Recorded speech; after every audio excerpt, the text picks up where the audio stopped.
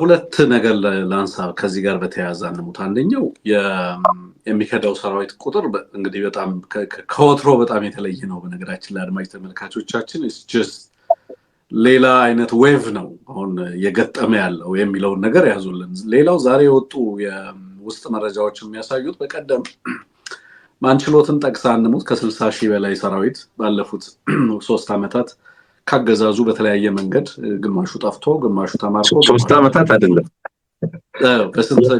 በስድስት ወር 42000 ነው። በስድስት ወር 42000 ይሄንን ዛሬም በነገራችን ላይ ከሌሎችም መረጃዎች ይሄንን ቁጥር በጣም በከፍተኛ ደረጃ ሲያስተጋቡት ነበር የነበረውና ለብዙዎች ማመን ከብዷቸው ይሄንን ቁጥር በተመለከተ አንዳንድ ነገሮች ሲባሉ እየሰማው ተመልክቻለሁ። ማለት በጣም ቁጥሩ ከፍተኛ ከመሆኑ የተነሳ የሚል ነው። በነገራችን ላይ ሌላ ተመሳሳይ ዛሬ የመጣው መረጃ ምንድነው? ሁለት ተጨማሪ ኮሮችን 12ኛ እና 13ኛ የሚባሉ ኮሮች እዞችን ተጨማሪ እዞችን ለማቋቋም ጥረት እያደረገ ነው። እነዚህ እዞች የሚቋቋሙት በፊት ከነበሩ ኮሮች አንዳንድ ኮር እየተቀነሰ ወደ አዳዲሶች ወደሚዋቀሩት እዞች ተጨማሪ ሌላ ሁለት እዞችን ለማቋቋም ጥረት እየተደረገ እንዳለ ነው አዲስ የወጡ መረጃዎች የሚያሳዩት። ናው ምን ይነግረናል? ይሄ አጠቃላይ በአንድ በኩል በጣም ከፍተኛ የሆነ ወታደራዊ ፍርሰት፣ በሌላ በኩል አዳዲስ እዞችን የማቋቋም ፍላጎቶች ምን ይነግሩናል? ኃይሉ በተጨማሪ ተጨባጭ የሆነ ለውጥ ሳያመጣ ኃይሉ ራሱኑ ኃይል በሌሎች እዞችና በሌሎች አይነት አደረጃጀቶች መልሶ ለማደራጀት ጥረት እየተደረገ ያለበት ሁኔታ ስትመለከት ከዚህኛው አውጥቶ ወደዚህኛው ከዚህኛው ያገደሉ እየቀነሱ ወደ ሌላኛው ለመሙላት የሚደረገው ጥረት ወይንም አዳዲስ እዝ አስመስሎ ለመስራት የሚደረገው ጥረት ምንን ይነግረናል የሚለው ነገር በደንብ መመልከት ተገቢ ነው ብዬ ነው ማስበው። ናው በጣም ከፍተኛ አንሙት ወታደራዊ ጥረት ገጥሞታል። በተቃራኒው ደግሞ በጣም ከፍተኛ የሆነ ጸረ አገዛዝ ትግል ገጥሞታል። በበርካታ አካባቢዎች ላይ የሚፈነዱ ፍሮንቶች አሉ በየለቱ። በአንድ በኩል አስቀድሞ እንደዚህ አይነት እንቅስቃሴ የሌለባቸው አካባቢዎች በተመሳሳይ አይነት እንቅስቃሴ ውስጥ እየገቡ ያለበት ሁኔታ ተመለከታለህ። ሁለተኛ ለምሳሌ አሁን በቀደም ምርጫ ቦርድ ያወጣው ሪፖርት ተመልክተ ከሆነ አንሙት የምርጫ ቁሳቁሶችን ከአንድ ቦታ ወደ ሌላ ቦታ ለማንቀሳቀስ እንኳን አጅበን በኮንቮይ አጅበን እንቅስቃሴ ለማድረግ ከቸግሮናል የሚል ነገር አንስተዋል። የኃይል እጥረት ገጥሞናል የሚል ነገር ማለት ነው። ሀገሪቱ ላይ ከፍተኛ የሆነ ወታደራዊ እጥረት አለ። ውስጥ እንግዲህ በተለያየ ቦታ ላይ በጦርነቶች ውስጥ ስለተማገደ ወታደሩ ሌሎች አገልግሎቶችን እንኳን የምርጫ ቁሳቁሶችን አጅቦ ከአንድ ቦታ ወደ ሌላ ቦታ ለመሄድ የሚያስችል አቅም ያለው መሆኑን እየተመለከታለህ በአንድ በኩል። በሌላ በኩል ግን አዳዲስ እዞችን ለማደራጀት ጥረት ደግሞ ሲያደርግ ታያለ። በፊት ከነበሩትም እየቀነሰ ከአንድ ቦታ ወደ ሌላ ቦታ እያንቀሳቀሰ በተለያየ ጊዜ በተለያየ አይነት ስምሪት በአንድ ወር ውስጥ በርካታ ቦታዎች ላይ አንድን ወታደር በማንቀሳቀስ ያለውን ጉለት ለመሸፈን ጥረትና ርብርብ እየተደረገ እንዳለ ተመለከታለህ። ይሄ ቀደም እንዳልከው አንሙት በርካታ ጦርነቶችን እንዲያቆም አድርጎታል። በዚህ ሰዓት ሊጀምራቸው የነበሩ ጦርነቶችን እንዳያደርግ አስገድዶታል በአንድ በኩል እና ሌላው ወታደሩ የሞት ሽረት ትግል እንዲያደርግ ያደረገው በተለይ የምርጫ ፍሪ ቀጠናዎችን ወይንም ነፃ ዞኖችን እንዲፈጥር ሌሎች ትምሪቶች እየተሰጡት እንዳለ ደግሞ ተመለከታለህ። አሁን ጦርነቱ መጀመሪያ ጦርነቱን ጨርሶ የመንግስትን አቅም ኮንሶሊዴት አድርጎ ያገዛዙን አቅም ኮንሶሊዴት አድርጎ ሌሎች የታጠቁ ኃይሎች ላይ የበላይነትን ይዞ ነፃ ቀጠና ፈጥሮ መንግስታዊ አስተዳደርን ለመፍጠር የሚደረግ ጦርነት ነበር የነበረው አይደል? አውድመህም አጥፍተህም ያንን አካባቢ ተቆጣጥረህ መንግስታዊ መዋቅሮችን እስከ ቀበሌ ድረስ ቀበሌዎችን የማጽናት እንቅስቃሴ ነበር የነበረው። አሁን ቀበሌዎችን የምትቆጣጠረው ወደ ወረዳ የምትመጣው ምርጫ ለማካሄድ ነው።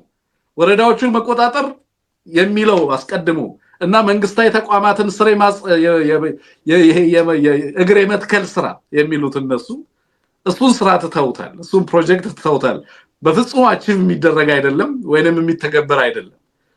ያለው አማራጭ አሁን እንዴትም ሆኖ ጥረት አድርጎ ከዞን ከተማ ወረድ ብሎ ባሉ ወረዳዎች ላይ ገብቶ ምርጫንና የምርጫ ኮሮጆን ለህዝብ አሳይቶ ተመልሶ ያንን የምርጫ ኮሮጆ ተመርጠናል ብሎ ከዛ ወረዳዎቹን ለታጠቁ ኃይሎች አስረክቦ መውጣት ነው።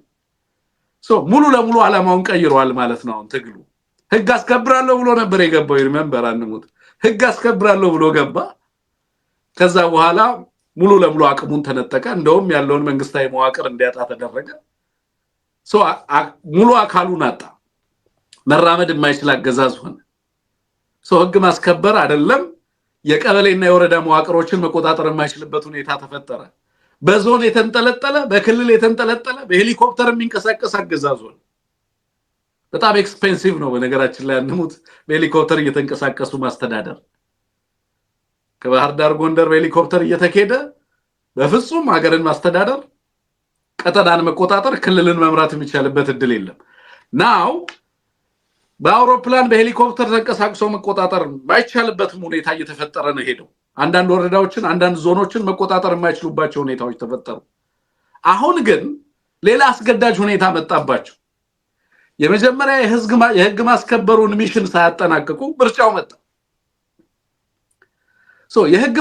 ከህግ ማስከበሩ ሚሽን ይልቅ ምርጫው የሞት ሽረት ጉዳይ ሆነ ስናው አናዘር ሚሽን ይሄ እንግዲህ ብሔራዊ ሚሽን ወይንም ብሔራዊ ተልእኮ ብለውታል ይሄን ምርጫ የማስፈጸም ሂደቱ ናው ወታደሩ ሌላ ስምሪት ተሰጠው ማለት ነው ኮሮጆ ታስገባለህ ኮሮጆ ታስወጣለህ ምርጫ እንዲካሄድ አስቻይ ሁኔታዎችን በተለያዩ አካባቢዎች ላይ ተፈጥራለህ በዚህ ሂደት ውስጥ ከተለያዩ አካባቢዎች ላይ ሊመጡ የሚችሉ ሊቃጡ የሚችሉ ጥቃቶች ካሉ እነሱን ታዘገያለህ በተለያየ መንገድ ማለት ወደ እንደዚህ አይነት ስምሪት ውስጥ ነው የተገባው በዚህ ሂደት ውስጥ ግን ያጋጠመው ትልቁ ቃውስ ምንድነው ያላቸው የሴኩሪቲ አርኪቴክቸር በተለይ ደግሞ ፓራሚሊተሪው ሙሉ ለሙሉ እየተናደ መጣ and ወታደራዊ ተቋሙ አሁን አማራ ክልል አዲስ ነገር እያወራን ያለነው ነገር ምንድነው ከዚህ በፊትም እኮ ወታደር ይከዳል በጣም በርካታ ወታደር ሲገባ እናውቃለን ለምንድነው በየለቱ ግን አሁን ዜና የምንሰራው በየለቱ የሚናደው ኃይል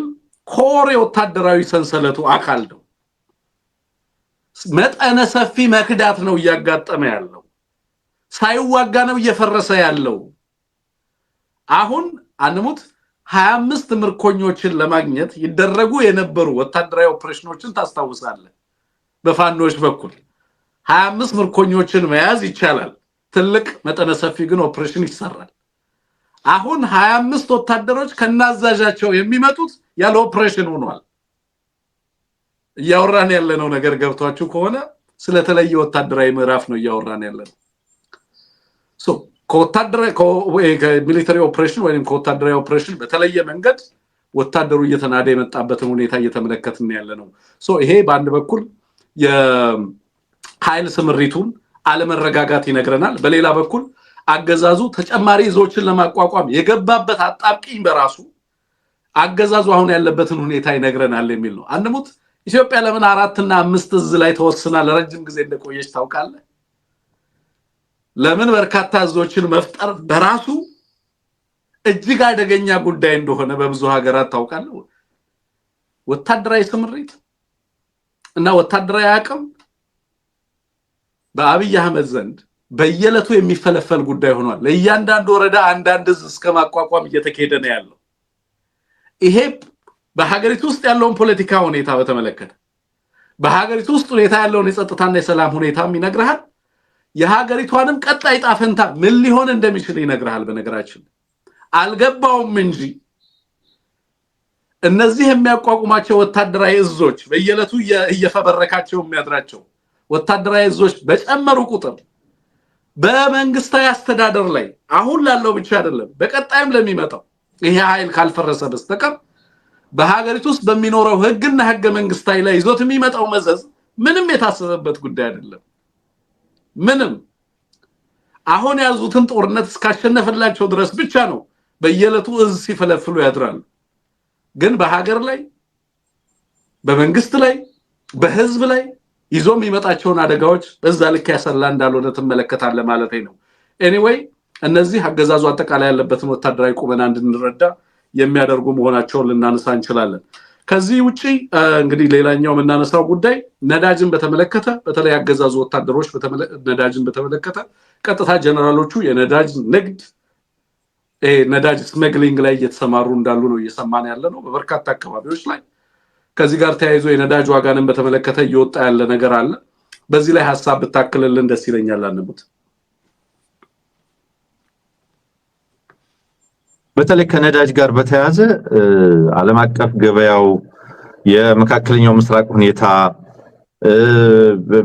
የሆርሙዝ ሰርጥ መዘጋት በጣም ብዙ ነገሮችን ሊያስከትል እንደሚችል ምንም ጥርጥር የለውም። ስለዚህ የነዳጅ ዋጋ በጣም በፍጥነት በእነዚህ ባለፈው 10 ቀን ውስጥ ብቻ በምን ያህል ደረጃ እንዳደገ የምታውቀው ነው።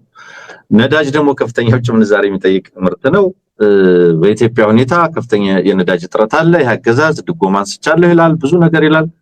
ነገር ግን ይህንን ፍላጎት ለመሸፈን የሚቻልበት ሁኔታ አይደለም እና አንደኛው እንግዲህ ይህንን አጀንዳ እንድናደርገው ያስገደደን የመከላከያ ሚኒስቴር የጠቅላይ መምሪያ ጠቅላይ አገልግሎት ማዕከል በሚል የወጣ አንድ ደብዳቤ ተመልክተን ነው። ስለ ነዳጅ አጠቃቀም ይመለከታል ይላል።